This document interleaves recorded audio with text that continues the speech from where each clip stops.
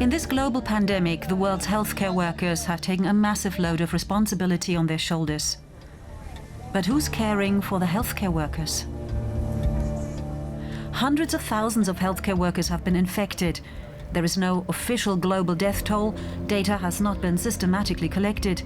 But more than 1,000 doctors and nurses around the world are known to have died from COVID-19. Tributes to their bravery and dedication have sprung up, and memorials for the fallen have been held. But rounds of clapping cannot protect them from this deadly illness. And candlelight vigils provide limited comfort for the lives lost and for the loss of those that could have saved others. Could healthcare work be one of the most dangerous jobs in the world? Today we look at the situation of those who are fighting on the front lines of the pandemic. Here's an example from Russia. It's 8:30 in the evening and cardiologist Alexei Ehrlich has only just finished his shift. He's been living in a hotel next to the hospital where he works. Alexei already had COVID-19, but he says many doctors don't have that certainty. They don't test a lot of medical workers. I know hospitals where management doesn't allow tests so they can keep the statistics down. So someone dies and isn't included in the coronavirus statistics. Anna is a medical student. During the pandemic, she decided to work as a volunteer nurse. But she wasn't allowed to get tested for the disease herself. And sometimes she also had to buy her own protective gear despite working at the Kommunarka, Moscow's most well-respected coronavirus hospital. Initially, I came to work in my own face masks. I bought them online. Then for a while, they gave us Russian-made respirator masks at work, but I guess those ran out. The Russian authorities have admitted that early on, protective gear was in dangerously short supply. Even the head doctor at Kommunarka Hospital got the coronavirus in March, just after he gave Russian President Vladimir Putin a tour of the facilities. He recovered, and the situation with protective gear has improved. But some hospital authorities insist that if medical workers get infected, that is their own fault. A lot of people wear the protective gear wrong. For example, because wearing the suits is very hot, people don't want to put them on, which is a dangerous mistake that increases their risk of infection. According to recent official statistics, that risk was deadly for 101 medical workers. But doctors have started keeping their own count of deaths. There are more than 300 names on what they call their memorial list. One of the people who started the list is Alexei Ehrlich. He thinks the official numbers can't be trusted. The health ministry doesn't categorize junior medical workers as medical workers at all. For example, they've written up medical assistants as cleaners. Our memorial list includes a lot of medical assistants and ambulance drivers. A month ago, Vladimir Putin promised to reward frontline medical workers with additional payments, but recently he reprimanded regional authorities for holding back. Listen to me carefully. We agreed, and I said very clearly that this money should be paid out for work with coronavirus patients. You weren't supposed to count hours and minutes spent exposed to the virus. Though official billboards around Moscow praise doctors as Russia's heroes, medical workers receive comparatively low salaries and are still waiting for their rewards. Alexei Ehrlich isn't counting on the bonus. He says he would have to prove that he was infected with COVID-19 at work to qualify. And he doesn't have time to fight. He has another 12-hour shift tomorrow. Howard Catton is the CEO of the International Council of Nurses, and he joins us now in Geneva. Good to have you with us. I understand that the International Council of Nurses is a federation that represents more than 20 million nurses worldwide. So perhaps we should start by asking, what do we know about the health situation for those who are working on the front lines of this pandemic? We are very alarmed by the impact of coronavirus on the health of nurses and the health workforce. Over the last 3 months, we've been tracking the rate of healthcare worker infections around the world. We have seen some countries with a health worker infection rate up to 30%.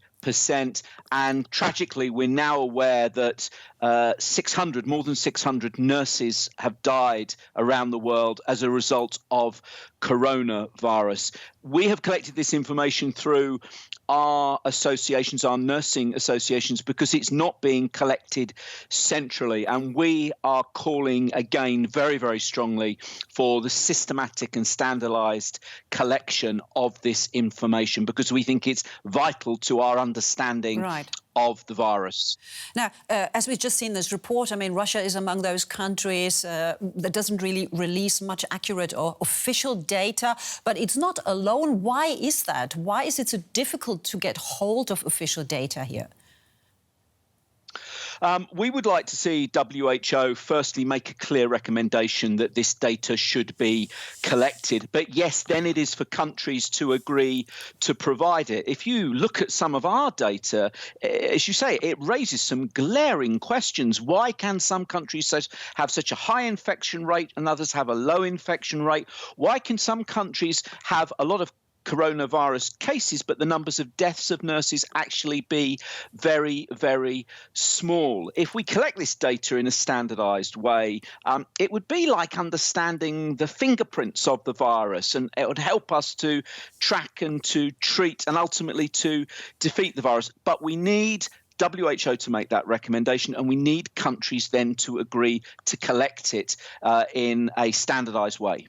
So which countries do you have in mind when you say that there are huge differences in the number of healthcare workers and nurses infected with the disease?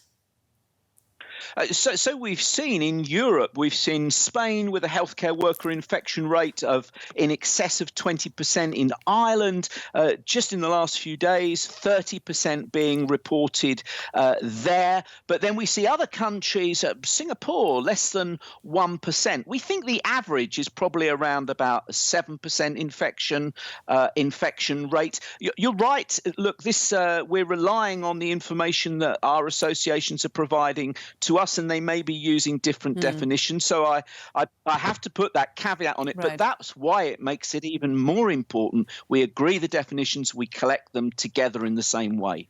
Well, I mean, there are alarming stories out there of healthcare workers and nurses with COVID-19 who still continue to work, certainly for as long as they can. First of all, from what you hear, can you confirm such stories? And if so, why would they do that?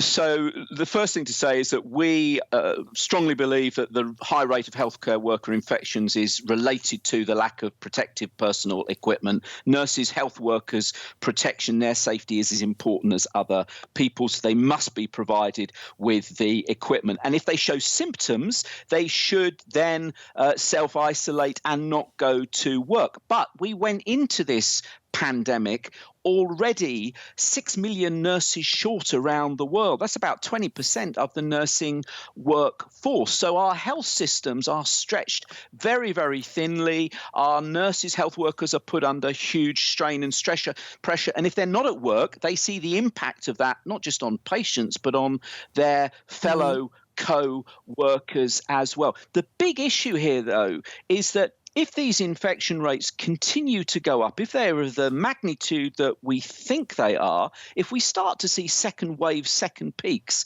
we are simply not going to have the nurses, the health workforce to be able to cope with that. Certainly something to remember the next time we clap for healthcare workers. Howard Catton, CEO of the International Council of Nurses in Geneva. Thank you so much.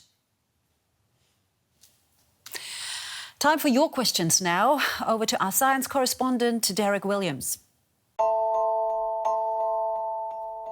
Why does Belgium have the highest number of deaths per capita in Europe?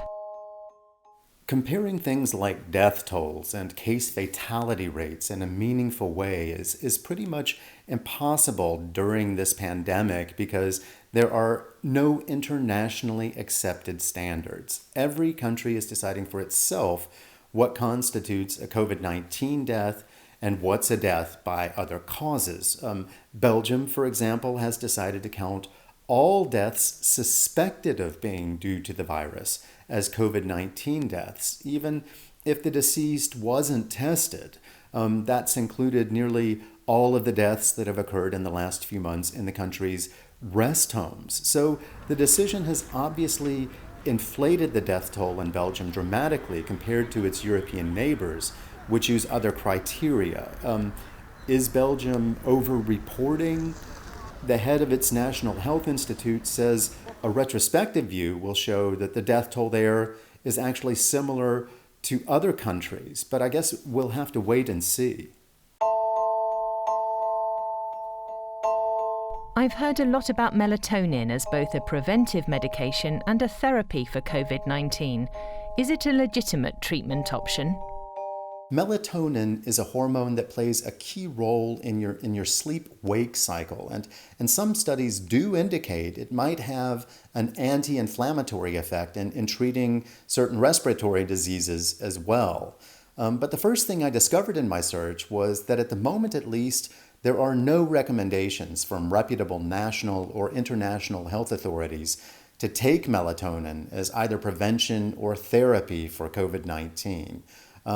I did find one paper urging more studies in that direction, as well as an ongoing clinical trial involving healthcare workers currently taking melatonin in Bolivia, but it only concludes in the summer of 2021. So although taking the hormone to try to help with COVID-19 symptoms or prevention might be a little more plausible and less harmful than a lot of other ideas floating around out there, there doesn't yet seem to be any firm scientific evidence to back it up. Could you look into gargling as a preventive measure? In some countries, most especially in Japan, gargling is viewed as a preventive measure that can help you stave off respiratory infections. There have been plenty of studies looking at the effects of gargling regularly that indicate some antiseptics or even salt water can have an impact on microbial populations in your throat. But unfortunately, almost all of them are pretty small scale. So at this stage, there's no solid evidence that gargling anything would prevent you from contracting COVID-19. Derek Williams there, and that was our COVID-19 special. Thanks for watching. We do leave you, however, with one Russian artist called Vandalisi, who wants to help the country's healthcare workers. She makes clay figures depicting doctors as superheroes flying to save the world and installs them around Moscow, leaving behind a hashtag that translates to "Protect Doctors." The hashtag can be used on Instagram to find foundations accepting donations for protective equipment for doctors. Nice idea.